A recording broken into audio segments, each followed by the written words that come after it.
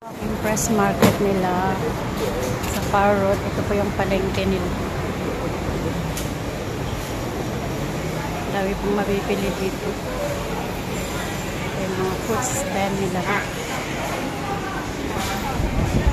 Yung mga karnihan po nila. Tsaka yung mga isdaan. Ikot po kayo din. Yan, dami po nilang tinda oh.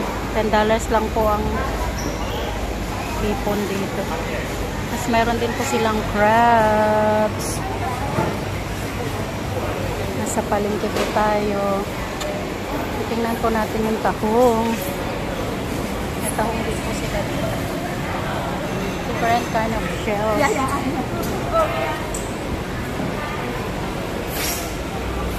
Ito yung mga nagtitinda dito. Yung karnihan po nila. Ito yung mga fish. O yung yong tao po. Sarap po ito. Mga yong tao po. Fishball. Homemade fishball po ito. Yong tao.